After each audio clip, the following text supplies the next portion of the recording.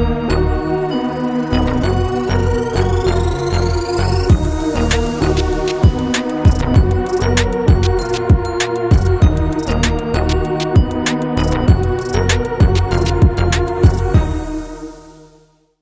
what's up, everybody? Welcome back to Voices from the Mausoleum, and welcome to another let me start over. I'm so tired. I almost had coffee this afternoon, and I talked myself out of it, and now I'm like, I should have. Oh. But now it's like too late for coffee. Let me start over. Oh my God, I don't think I've had to redo my intro in 2 years. Don't worry. You're awesome. All right. We're going to try again.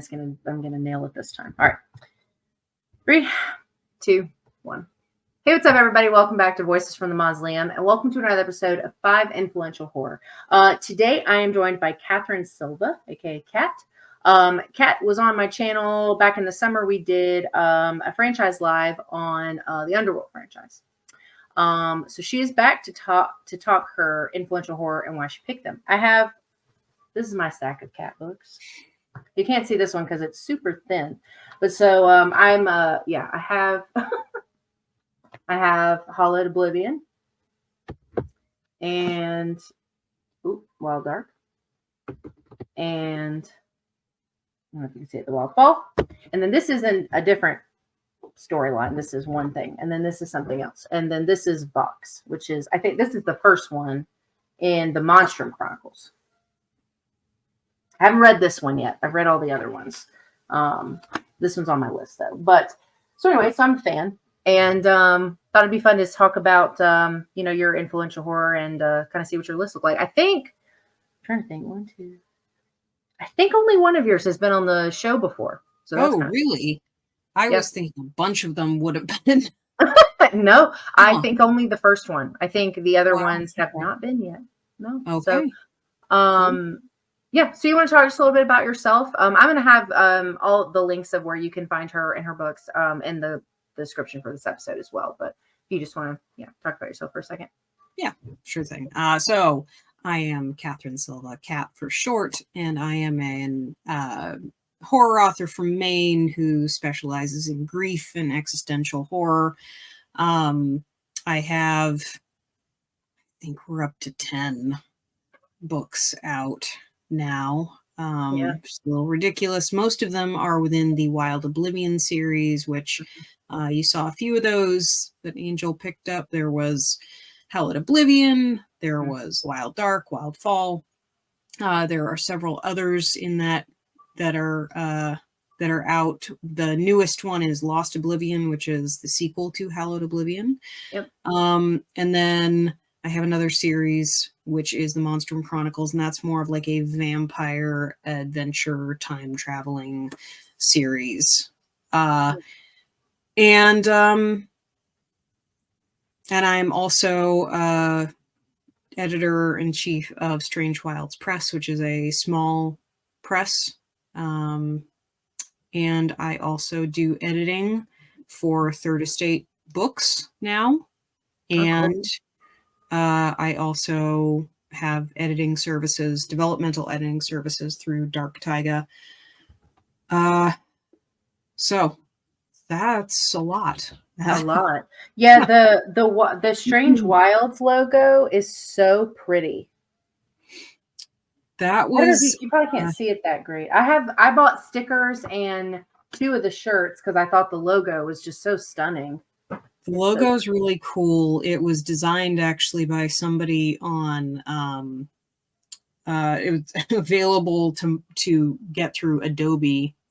So cool. They purchased the license for it, and it's gorgeous. That artist, I believe, is Marta Leo. She has a bunch of cool stuff on there. Yeah. All right. Yeah. So let's jump into your list. This first one is the one I was saying. This is the only one that's been on here before, I think. But your first one is Jaws. Yeah. I love that movie. It's such a good one. I think that's the best picture I've ever found. I have a hard time finding the ones without all the stupid words on them. But yeah, anyway. So Jaws. What made you put Jaws on your list? So Jaws is it's a contender for my favorite film, but I can't quite give it that gold medal status because The Wizard of Oz is also very close to my heart. So it's right up there.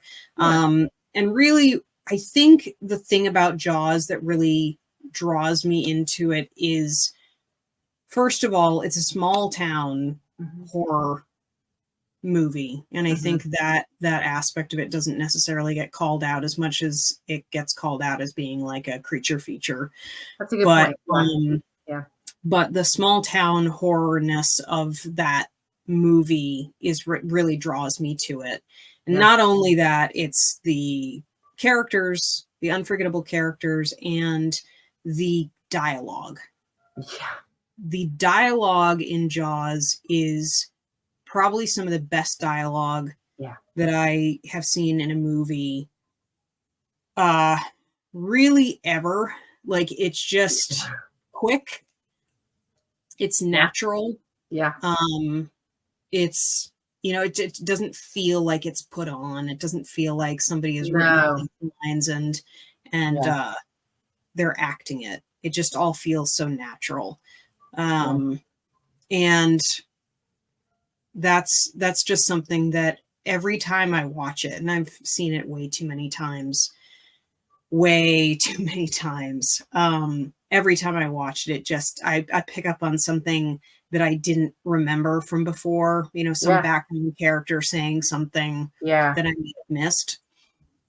But there's such depth in that, and I think that is something that's really hard to replicate in writing. But I want to strive for natural dialogue and you know, natural reactions in my work. So that's a really good study film. Over and over. Because it feels almost like I don't want to say reality TV because that's not quite what I mean, but it's almost like you took this very real situation, these very real people, this very real town, and all the things that are going on with it, and you just happen to put a camera and you're watching it happen. Like, it doesn't quite feel staged. So I completely agree. Like, all of the chemistry, every interaction, it doesn't matter what characters are engaging on camera. Like, it all feels completely genuine from start to finish. And there's a big difference from the movie and the book version as well, because the novel, you know, spoiler, not spoiler, it's been out for a long time.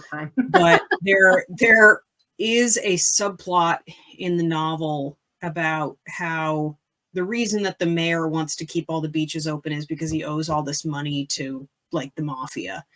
And I really prefer the film version because he's just greedy. You know, he is just a greedy person. And when it comes down to it, human nature and the basics of human nature are all you need for people to do the things that they do, to be selfish. And that's just so much more believable than, you know, the idea that the mafia is up in Amity. Sometimes you don't need like a like written out motivation. Like, sometimes they can just be not great people. Like, and that's justification enough. I actually was going to ask that because I have not read the book. I read it because I was just curious enough. I found a paperback at a used bookstore, you know, a long time ago, and I read it, and there's a couple of things that are just like that really odd in the book. It's still really well written. It's still a great story. But I think there were enough there's enough of a departure in the film script that it just makes a little more sense. It's a little more streamlined. You know, there's not all these complicated things going on kind of in the background. I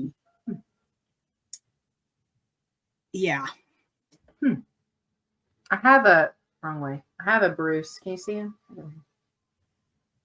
I do see it now. Yeah. Yeah, my head's in the way. I painted him.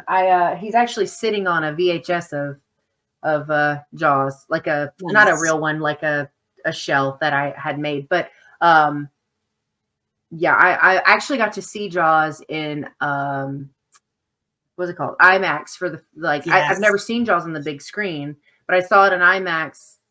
I guess last year for my birthday. I will never have like a theater experience that can top that. It was phenomenal. Like it looked so good, and it was just so like everything just felt even bigger. I don't know. It was such a great experience, like bar none, my favorite theater experience. It was so cool seeing it up on the big screen because I've only ever seen it on televisions. I've never seen it on in theaters, so it was really cool. Yeah, I did the same thing. We don't have many IMAX places in Maine. So we had to drive 2.5 hours south to find the IMAX. And then we had to wait for, I think we were waiting for like half an hour because we got there too early. Which just random coincidence, while we were waiting, we decided to play Wordle. And that was the only time we have guessed the correct word on the first try. And I don't remember what it was, but it was something really lewd. I don't think it was booby, but it might have been booby, just something stupid and silly. So anyway, that was also just kind of a magical day. And then Jaws on IMAX, which was wonderful. Yeah. Was that your first time seeing it in theaters?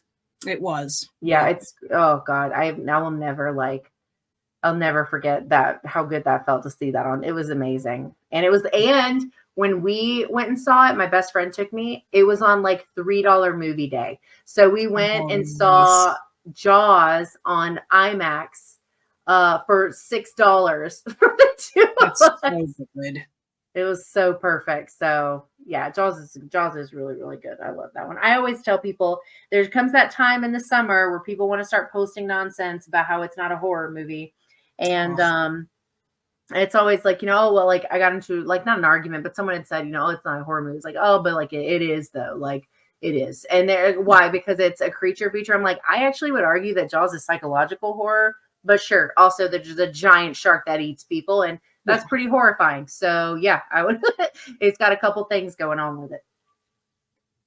That it does. Yeah, it's I mean, we definitely watch it every summer.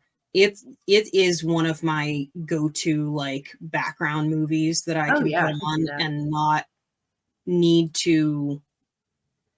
I don't feel like I need to be in the same room with it to watch it and listen to it. But if I'm like in a nearby room folding laundry or something, like just having it on in the background, just being able to hear what's going on, like I'm good with that.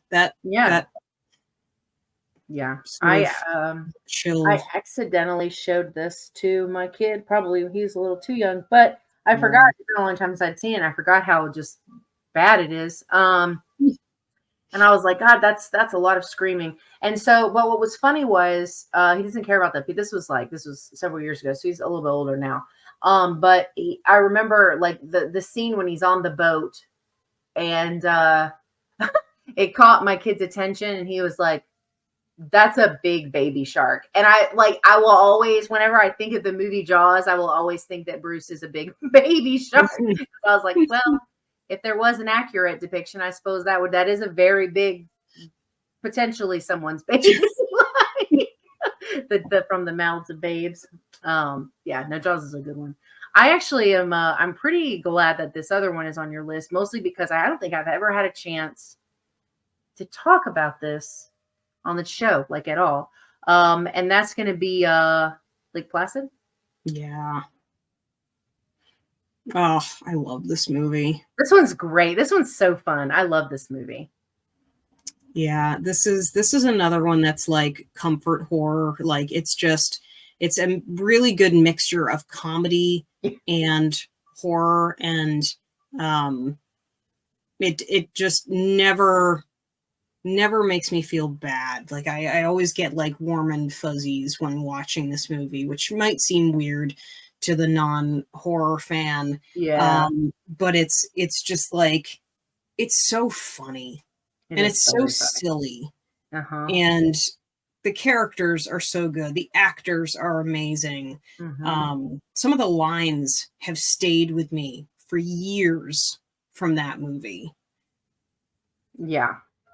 I definitely agree. And I think like I don't really like heavy horror comedies, like ones that are more comedy than, but I think when you do things like this, it's like creature feature animal type things, there's just a different level of play with it where you can be a little bit more silly and it still works. And I think this is a great example of that. I think the lines that I remember the most, and this is probably not very shocking, are the ones that Betty White has when she's, because she's the one feeding this thing. And so like there's these things where like when people post about it, I always rush to find like the gifs of her saying the couple of things there, where she's like, well, I'm rooting for the when she's like, was he an alligator or crocodile? Alligator? Yeah, I'm rooting for the crocodile. The crocodile. I hope he bites your friends' heads off.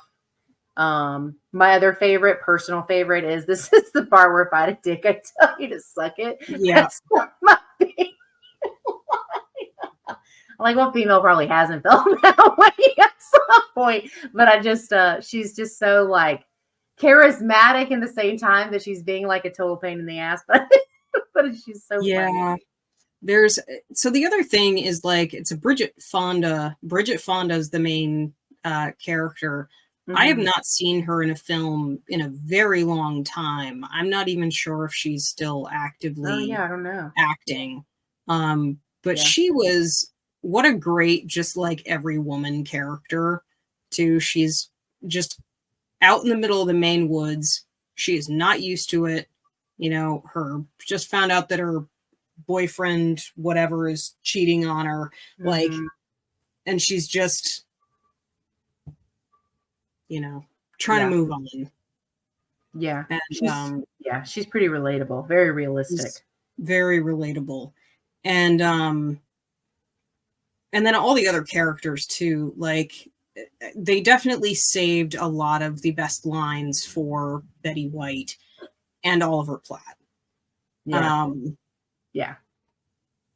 And even Oliver Platt being like the more ridiculous character in that movie is just so fun. Yeah. And like he has shopped in my store that I work at before. Like I have never had the courage to say anything. And it's been a while since he's been in there. It's been a couple of years, I think. Yeah. But it was, it's one of those like, I can only imagine. Placid. But yeah. I saw like this behind the scenes picture one time, was on the internet somewhere. And it was like an overhead view of like the crocodile in the water, like the whatever. And for a moment, I remember when I saw this picture, I was like, what the fuck? I was like, what is that? And it took me forever to realize that it was actually from Lake Placid. But this is like primarily like, this has a lot of practical in it, where, I mean, these are like, why is the word escaping me? What are they called when they move? Not robots. Animatronic. It's like an animatronic crocodile, right? Yeah. Yeah. So yeah, there are a couple of videos on YouTube of them creating this thing, and it's pretty wild. Like the detail is insane. It's really well done. It looks so real, like so real, especially in the moments when it's a little still for like a little bit longer and you get to actually look at it. Like it looks so real. And it's so big and scary. I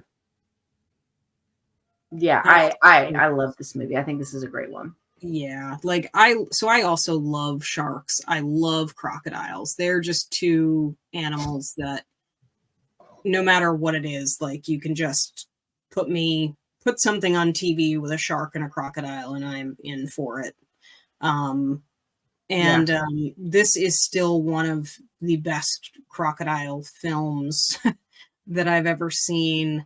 I don't, there's a couple that I wouldn't call like crocodile centric films that I do think are up there on the ladder. Like Crawl was decent. That's all alligators, but that's decent. The crocodile scenes from Jumanji, so good. I just want a Jumanji movie with crocodiles. Somebody could just make that, I'd be happy. Or just give more scenes of, whatever. That is all I desire in the world. But I am also, not spoiler, working on a novel that features a giant crocodile right now. So I am referring a lot to this movie. That's cool. Working on it. Yeah. Have you ever seen Rogue? Is it called Rogue? Yes. That's a crocodile, I think, right? Yep. Rogue. That's the girl that what's her name? The girl that plays the mom in the Silent Hill adaptation. I cannot think of her name. Rhoda Mitchell. Yeah, that's it. Yeah, she's in it. I thought that one was pretty good. I think you're right though. Lake Placid is definitely like the peak. That's like the top of the top. Because some of them are like that one for me was a little slow, the Rogue one. It took a little bit, and then the alligator parts were quick, and like we just get most of it at the very end. But that one was another one that I thought was pretty good. I haven't really thought about what crocodile movies I've seen.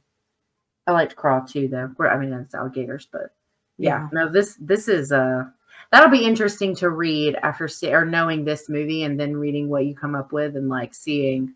That's gonna be crazy. Crocodile. I don't see anybody writing about that. That's exciting. That's fun. It's definitely an homage to this movie because part of the foundation of Cat. Yeah. The third one I'm gonna have to put up to say the name correctly.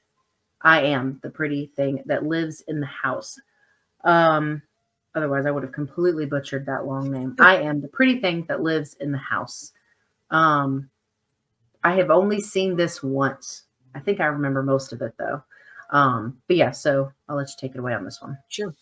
This is one of those films that I watched because I saw the trailer for it and I went into it very blindly, not knowing what to expect. And it is such a masterclass in quiet horror and in dread. It's about a nurse who is going out. She's staying at this house that's kind of like out in the middle of nowhere in Massachusetts, I think. And it's the home of this elderly writer who kind of has dementia. Yeah. And so she's just going to be a live-in nurse living out there. And sort of bit by bit, she starts to realize that the house is kind of haunted and is kind of like going a little bit mad. But it's really done so well. Like it's so subtle. Yeah, I was just thinking the word subtle in my head. Yeah. Like I don't know if I know another movie that is as subtle about the hauntings in this film and like the creeping dread and mood of this film is also just done really well. And it does not try to overpower with like jump scares or unnecessary plot complications. It's very straightforward, simple. And like, God, to like put it in perspective, I did just watch The Babadook, which I had never seen. Like before we got on, that's what I was watching because I was thinking like, yeah, I'll watch this, whatever. Everybody's seen it, everybody's liked it. I did not enjoy it. I didn't enjoy it either. It was such a steep haunting. Like it happened so fast, and it was way too quick, and there wasn't enough, like, I felt like I wanted more from it. And yeah. So looking back on something like I Am the Pretty Thing That Lives in the House, it's being able to like ratchet up people's tension Mm-hmm. in a way where they barely notice that it's happening. Yeah. With few characters, there's only like 3 or 4 Three. characters that feature. Yeah. And yeah, it's done expertly. There's a scene that comes to mind every time I think about it, which is the main character is on the phone. Yeah. Sitting at the table, talking to a friend on the phone, and we have this camera shot that's getting closer and closer to her, and you see the cord on the phone getting tighter and tighter. That one was good. That's a great shot. Pulled back, and it's just like, holy Christ. Like, yeah, it's really scary. Yeah, I think a lot of people can take can gain something from watching that movie. Yeah, it's definitely like a slower burn. Like as it takes, it's very I think subtle is like perfectly said, because that's what I remember about it the most. I was thinking the phone scene is also the one that I think I remember when I think about it versus I've only seen it one time, and I think I saw it maybe when it first came out, so it's been a few years. But I I think it's the fact that it's so simple, and the fact that it's there are these moments with her where you do, like, even though she's there to take care of somebody, you really, at least for me, like, I remember feeling pretty alone in this experience because, like, she is essentially alone. Like, she's just kind of doing, and there's something to be said about being able to create an atmosphere where you can make a viewer feel the exact same things that the protagonist or the main character or whatever is feeling. And those moments were really slow built into something special, because everything that made you uncomfortable, and when it reached its peak, it was like the payoff was really high for those moments because they took their time to get you there. And I think I love what you said about it not having an overly complex, like, there's no complications, there's not a bunch of things to overcome or figure out. It's very plain, and I think for the way that the film was set up and the way that they shot it, because it's shot very, very well. It being a simpler story is, I think, one of the reasons it was so effective. Yeah, like if you are picturing that, that plot triangle of like, oh, we've got an escalation and then a drop, and then an escalation and a drop. This is just like steady escalation to a peak. And it is definitely a peak, and then it's, done. And God, it's so good. Yeah. I don't hear a lot of people talk about this one. Yeah. Like I mean, it's easy. It's not, the thing is that it's not showy. It doesn't have any, I don't know, like, it doesn't have any art house stuff going on. It doesn't have any like monsters featuring. It doesn't, it's not adapted from anything. And it's relatively short, if I remember correctly, too.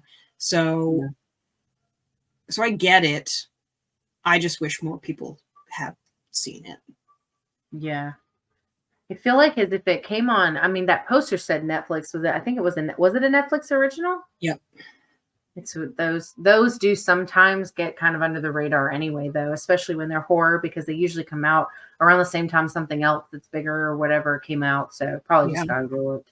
Yeah, I think that's an underrated one. I'm really kind of surprised more people don't talk about. So when you sent your list, I was kind of like, I haven't seen the title of that one on anything. So All right. So your number 4 is The Ritual.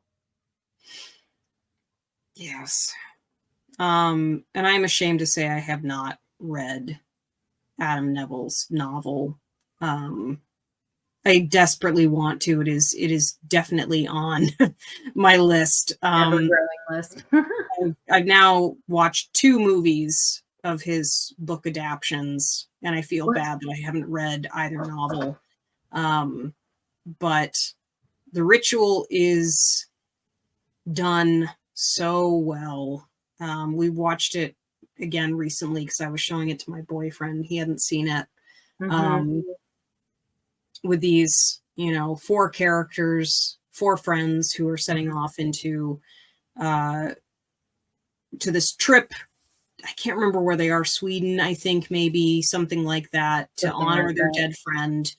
And the friend died in a robbery that our main character was in the middle of and witnessed. Yep. One of the other guys gets injured while they're hiking, so they decide to take a shortcut through the woods. And that's when all the bad stuff starts to happen.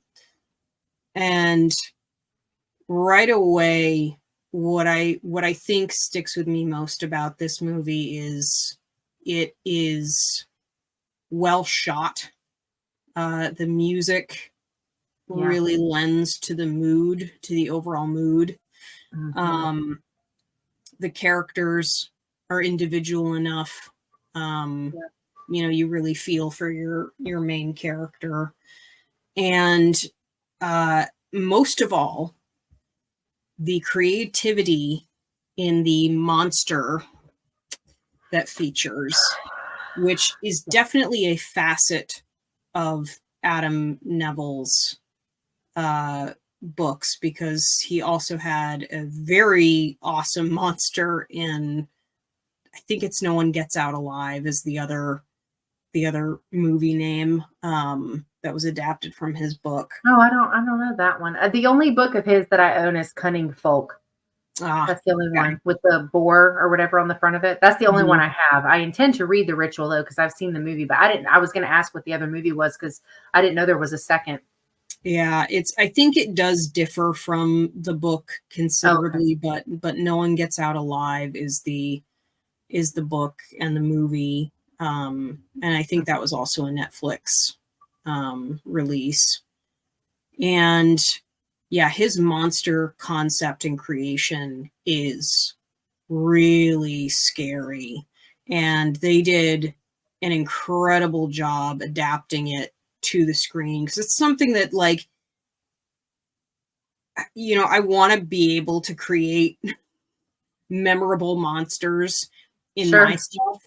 And that thing is just like, I don't know if I could create anything that wild and that terrifying. Yeah. It's definitely out there. It's very like a elder god in a lot of ways. Like there's some it's very folklore in general, but it's one of those things where I don't remember having a ton of moments where I was like, ooh, like, I don't know, like I liked certain parts of it and I loved the way that it looks. It's got this grit to it as far as like the colors they use, and I think that's perfect. But the first time that you lay eyes on this thing, like in its totality, like as what it looks like, you feel like you need to be worried about your life. Like it's a very overwhelming sight that I think you'll find yourself like you won't be able to like not look at it, and you want to see more because you're like, you need it. It's like almost like your brain has to fill in gaps because you're trying to make sense of the chaos that is this creature, and it's beautifully done. Totally agree.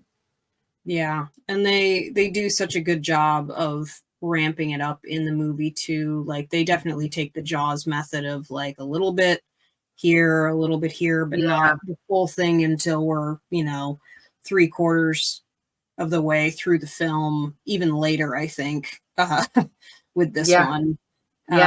not until the very end do you get the whole thing. But its effects on everybody, you do get up, and then parts of it. Right. Like there is a scene somewhere in the movie where if you're not paying attention, like it's there on the screen, Yeah. and then you see it move. You see the movement off to the side, and you're like, oh, it was there. It was right there. And I wasn't paying attention because I was focused on the characters walking up. Yep. But yeah, it is, I think, a really good combination of creating a thematic story. That is, this one is centered around grief too. So I really took to it. So having a really thematic story, and then also having just a really crazy monster, and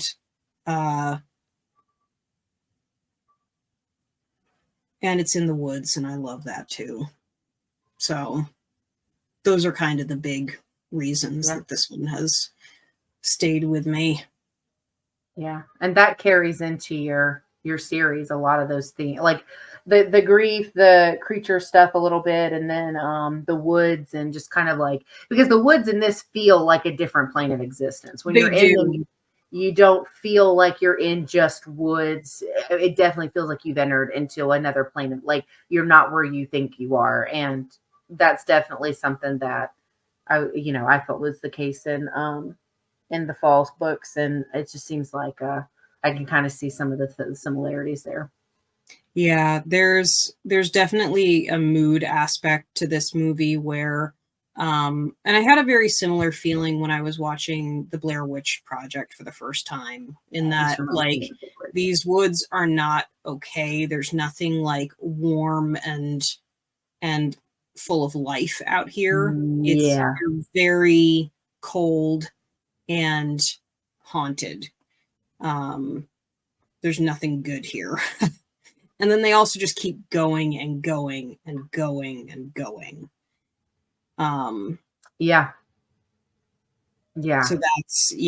that's just another thing that they did really, really well, was make it seem like there is no end to this vast wilderness of awful. Yeah, and it carries into towards the end. I mean, spoiler, this movie's been out for a while though. But the ending, when it's when he gets out, and it's almost like there's some lingering things, but it's almost like an abrupt stop, like a hard line of, this is the woods are like one place, and then now that you're out of them, this is someplace totally different. Like, it was a very interesting, the way that scene in particular, when he's coming out and the creature's at the edge, and it's like this, there's this very hard line between worlds. And it's something that I think that, like, they carried really well in this, because you feel the changes as they happen. And you, like you said, like, there's just something's up. Like, this isn't right. It doesn't feel safe. It's not normal. Like, something's not good here. And I was going to say, this reminds me a lot of Blair Witch too, because there's also a scene, I'm thinking I think this is this movie, where they go into like a house or like a building or something in the woods.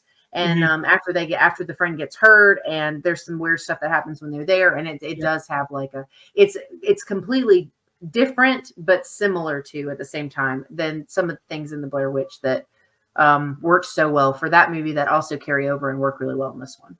Yep, I agree. Yeah, I need to read the book. I haven't read Cunning Folk either. I bought it forever ago. I saw this. I could probably see this probably right there, but I haven't read it yet.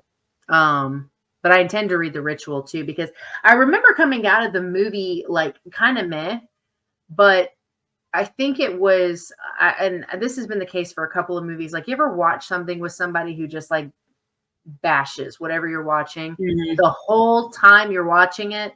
So then it's like hard to walk away with like a genuine response to what you experienced. So it's actually on my list to revisit, because I do want to revisit it, and I definitely want to read the book, because I want to see how they compare. But I didn't even know it was a book when I watched it. I learned that much later. But okay. I probably could have guessed this one was on here, but I wasn't sure. So your number 5 is Underworld. Yeah. Yeah. I mean, for a number of reasons. This came out, God, I was a sophomore in high school, Mm-hmm. I think. I went to the theaters to see it, and it Yep. left this impression on my very awkward young self. Mm-hmm. I just vibed so much with the gothic atmosphere, the world building, the characters, the music, everything. Yeah.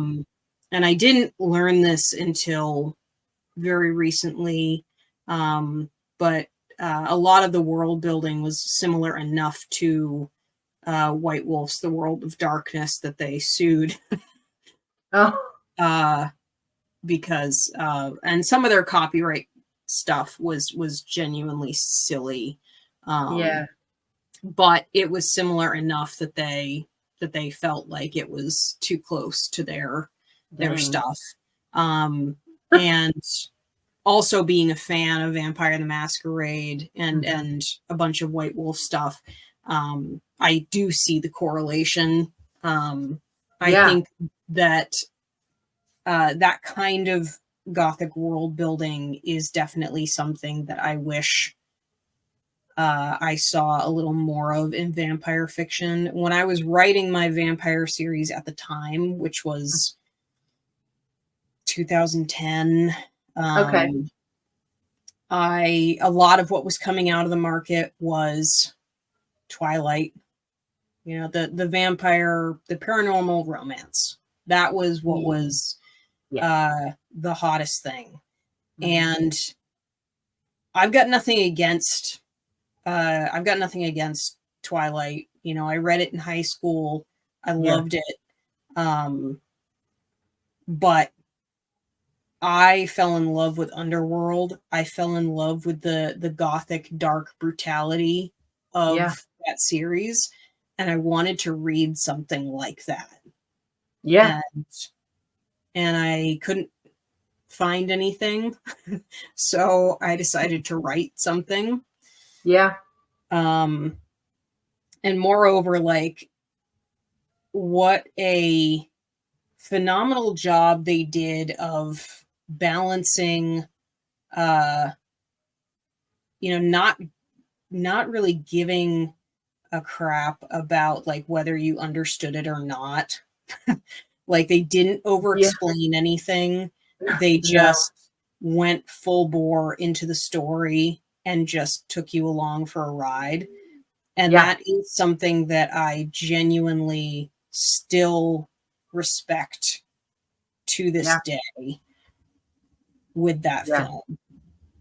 I hadn't really thought about that, but you know what I think? I think adding to that, I think that's why um Evolution and Rise of the Lycans worked so well, because there weren't these very strict walls around the what story they did tell and what world Yeah. they did build. So they were able to then take those little nuggets that were given in the first film and expand upon them and add things that didn't feel, at least not to me, unnatural, Mhm. because it was already so like, I have no idea, but I like it. Like Yeah. it just is Yeah. very like open.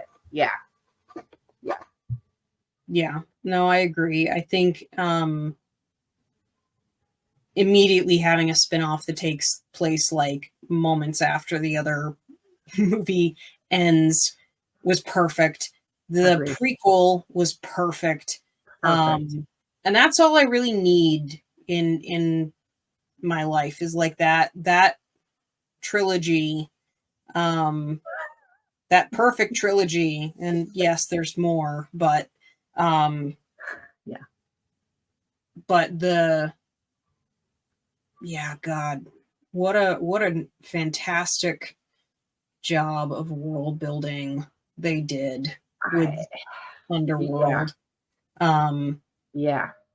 and so many things, so many, like you were talking about, nuggets of things that Hmm. did not get more explanation that I could have totally vibed for with like a new movie. Like, there's a whole scene in the first film where they've got like Lycans having an underground fighting ring. Yes. And it's just like, okay, can we like have more of this? Can we Yes. see what is happening with the Lycan uprising? Like, what is their society like?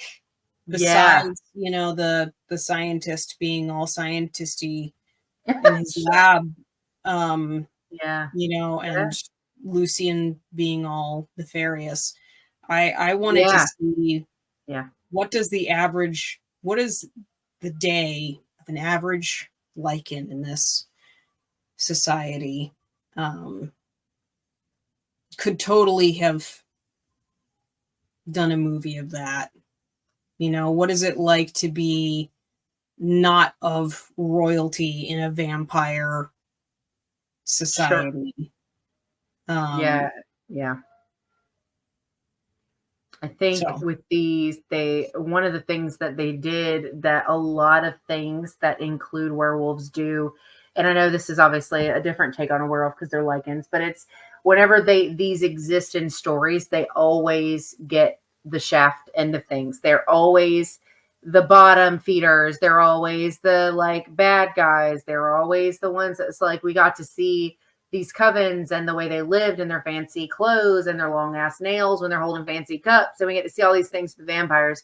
And the only movie that we got any insight, like real insight into the wolves was Rise of the Lycans. But I mean, still though, it's not 100% movie about Lycans. Like it is no. majority, but there's still a lot of vampire stuff in that one. And so it's like I would be here for anything I mean, I just want more wolves in general. Like it doesn't matter what kind they are. I don't care. I just want more of them. And yeah, I agree that I would have been on board with anything involving a Lycan like Fight Club. Like I would have been so on board with that. Yeah. Yeah. That would have been awesome. And the city that they're in, like what American city is that supposed to be? Yeah. It just, yeah. Oh, it's so good. Just yeah. I could have gone for more weapon stuff too. I really liked this concept that they were, you know, developing these crazy. And I mean, I know we get some origins about where the ultraviolet rounds came from, and I think all that's cool. But I would have liked to have seen more things like that because I thought those things were so unique. At least to me, I'd never seen anything like that. And I was like the first time you saw that the vampire kind of literally explode from the inside out because of the ultraviolet round, I was like, what? And then you see the cool ones with the silver that bleeds out of the bullet. Like I was so interested in those things, and they focus on them a little bit because Tannis, whatever his name is, he's like the ones that engineered the other one, that specific one. But anyway, I would have liked to have seen more stuff like that. Sure. Would have been cool. Yeah, there's always things in this world that you want just a little bit more deeper knowledge on. And what I do think happened in the second one that I am kind of sad about is that we kind of regressed from the modern city into the like more archaic timeline a little bit. Like we're suddenly in it's kind of like a Skyrim-esque tavern in the middle of like a cold place. And it's suddenly very like, okay, what century are we in now? And then That's true. And then all of a sudden we have a warship with all these technological guys running around. Yeah. So it loses its mood a little bit. It loses its sense of, I don't know, gothic identity a little bit in the second one. And I wanted more, I guess I wanted more of a sense of place within that series. And we get a lot of that in the first movie, not much of it in the second, and then really in the third one, we're totally back in time. It's different. Yeah. And then the rest of the series shoots forward in time, and it's a little too futuristic and confusing. So yeah, I don't actually remember what I ended up ranking the movies at during our last conversation, but I really, if I didn't put Underworld first, I probably should have, even though I think that Rise of the Lycans is an incredible film. Yeah, I can't remember which one you did. I think Rise of the Lycans is my first. I literally go in order. Except that's not true. I liked Blood Wars more than I liked. No, that's Resident Evil. What's the Afterlife is Resident Evil? What is whatever the other one is? Before Blood Wars, 4, whatever 4 was. Awakening? Was it Awakening? Thank you. That one is last. That much I remember. Yeah. Otherwise, it's Rise of the Lycans, Underworld, Evolution, Blood Wars, Awakening. Yeah. Yeah. Well, cool. Well, that makes me excited to read Vox. I haven't jumped into that one yet. Yeah. It is that's the only one I have. So I love the cover though. It's so pretty. That's the new revamped cover. Where I redid all the covers a couple of years ago because the others were kind of getting dated. It says. Yeah, it says at the bottom, revamped edition includes new forward and backward notes, deleted scenes and characters, glossary, and soundtrack playlist. Oh, I love that. Yeah. Very cool. So it's, very like Underworld influenced, definitely Vampire the Masquerade. That's awesome. Yeah. Cool. All right, cool. Well, I think that's it. 4 of your 5 had not been on here before. Cool. I will take that. Jaws, Lake Placid. I am the pretty thing that lives in that title, man. It's a long one. It's almost like a Fallout song title. All right. Yeah. The Ritual and Underworld. Oh, cool. Well, thank you for making time to do this. I'm glad we were able to get it in. Thanks for inviting me to do it. Yeah, of course. Yeah. Always interested in anybody in the space in general. It doesn't matter if it's other content creators or filmmakers or authors or just people who love it. It's always interesting to hear the movie choices and like just what they mean. Because I'm like, I say this in every episode, but whenever like there's a movie that multiple people have, I can almost guarantee you they're not going to say the same things because movies resonate with everybody so differently. So we might say, oh, like everyone loves the music in Jaws. Yeah, but what it means for you is not going to be the same as what it means for the other person that picked it. It's so different. So it's always cool to have those conversations and like see where your head is when you're talking about them. Is pretty neat. So I'm glad we're able to do it. Yeah. And I apologize for yawning so much. I am typically the 8 o'clock in bed kind of person. I know. Yeah. So I know. And we're doing this much later. Thank you for doing that. I know it's late. No, that's fine. Honestly, I watched the Babadook and that was horrible, and I will probably need to rinse that with something else. I was laughing so hard at that final scene. I felt kind of bad. I appreciate some of the messaging, but yes. I think that statement horror has to be horror first, because otherwise it turns into things like this where all of the messaging gets so wrapped up and it gets lost in translation because you're so busy being mad about the horror pieces. That's how it was for me anyway. And I was just like, this. And don't get me wrong, the things we feel listening to that kid, we are meant to feel, but I hate it. I hate it so much. Yeah. I hate it. And I'm not a fan of the Babadook. Again, I appreciate what it is meant to be, but it's as a horror film. I'm not a fan. No, I agree. Yeah.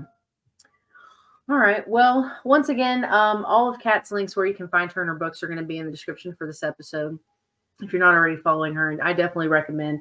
So I've read 3 of these. Yeah, 3 of the Wild Dark books. Oblivion? Is that the name of the series? Yep. This one. And then I'm going to start. I have Vox. I just haven't started it yet. So, but anyway. All right, cool. Well, thank you, everybody, for hanging out with us and checking out this episode of 5 Influential Horror. Make sure, once again, you check out the links and go see what Kat's up to. And hope you have a good rest of your week. Enjoy your weekend. I'll see you in the next one.